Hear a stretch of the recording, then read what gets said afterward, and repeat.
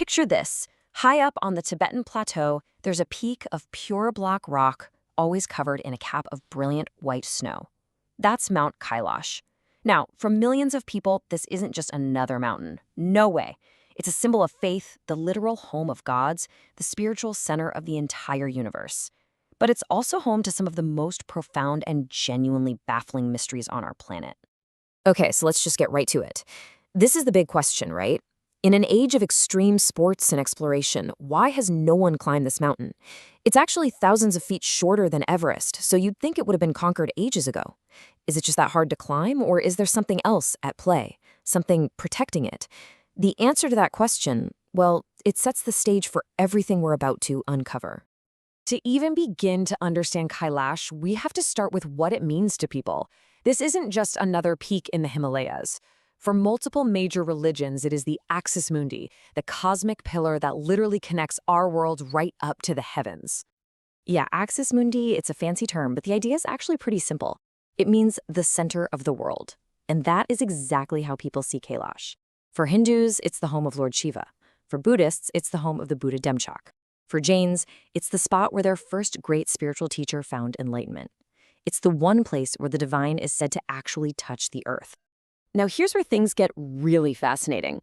The entire area around Kailash is filled with this powerful sense of duality, of balance. And you see it nowhere clearer than in the two lakes that sit at the foot of the mountain, like a pair of celestial guardians, one of light and one of darkness. So check this out. On one side, you've got Lake Manasarovar. It's a freshwater lake, perfectly calm, shaped like the sun. It's said to be so pure that just bathing in it can wash away a lifetime of sins. And then, literally right next to it, you've got Rakshastal. It's a saltwater lake, often stormy, and it's shaped like a crescent moon. It's linked to a demon king, and pilgrims won't even touch its water. This incredible side-by-side contrast between good and evil is a huge piece of the Kailash puzzle. All right, let's shift gears from the spiritual to the physical, because the mountain's actual shape is a huge debate. I mean, it is so geometrically perfect, so weirdly symmetrical, that you can't help but wonder, was this thing carved by nature, or was it built by someone else? So the folks who believe it's a pyramid, they've got some pretty compelling points. First off, its four flat faces point almost perfectly north, south, east, and west. How often does that happen naturally?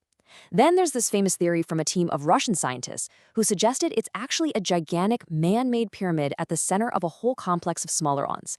They even think it might be a key point in a global network connecting it to places like Stonehenge. But, geologists have a slightly more down-to-earth explanation. They argue its shape comes from natural forces.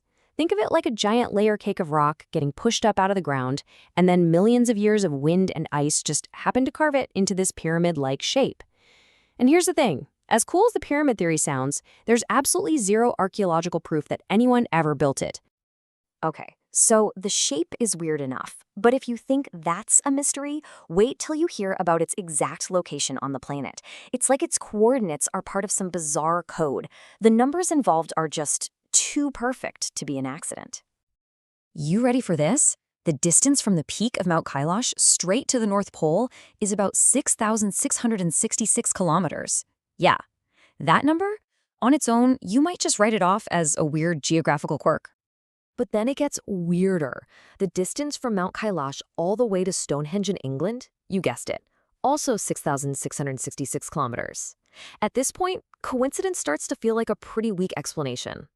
And just to really seal the deal, the distance from Mount Kailash to the South Pole is 13,332 kilometers.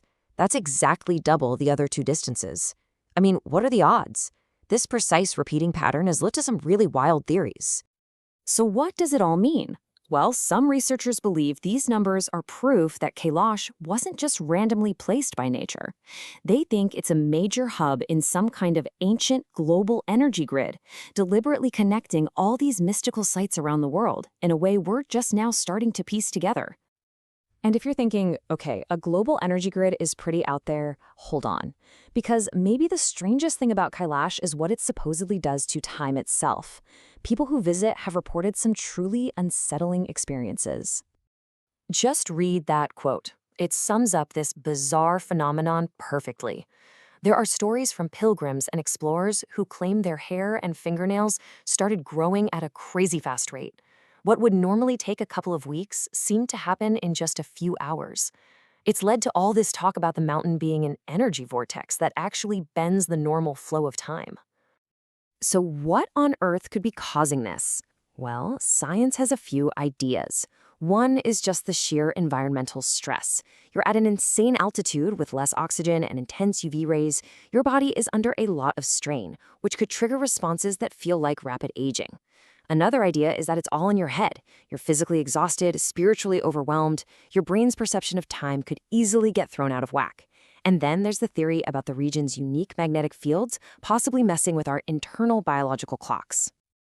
And when you put all of this together, the spiritual power, the strange numbers, the stories of time bending, it brings us right back to our original question. In an age where we've mapped almost every inch of the planet, why has no one ever stood on the summit of Mount Kailash? And the answer really is simple. It's not a mountaineering problem. It's not because it's too technically difficult. The reason it remains unclimbed is because there's a profound spiritual barrier that people have respected for thousands of years. You're just not supposed to. For believers, trying to climb Kailash would be like walking into the Vatican and trying to scale the altar. It's a total violation, a sacrilege. They see it as the literal home of the gods. The only person who supposedly ever made it to the top was a legendary Buddhist monk named Milarepa, and the story goes he basically flew there using spiritual powers. And it's not just an unspoken rule. The Chinese government has officially banned anyone from trying to climb it. And then you hear the cautionary tales, like the one about a scientific team that had to give up their attempt because of strange accidents and disorientation. The chilling part? 4 of them died within the next 2 years. And that, right there, is what makes Mount Kailash so unique. You can't put it in a neat little box. It's a geological wonder, it's a spiritual center, and it's a scientific puzzle all rolled into one. It's one of those rare places where the boundary between what we can measure and what we can only feel just seems to dissolve completely. In the end, Mount Kailash is this powerful symbol of the unknown. It challenges our modern impulse to conquer everything, to explain everything. Instead, it invites us to just stop, look up, and be in awe. And maybe that's its ultimate lesson. In a world that is so desperate for answers, maybe there's still incredible power and value in having one perfect mystery left unsolved.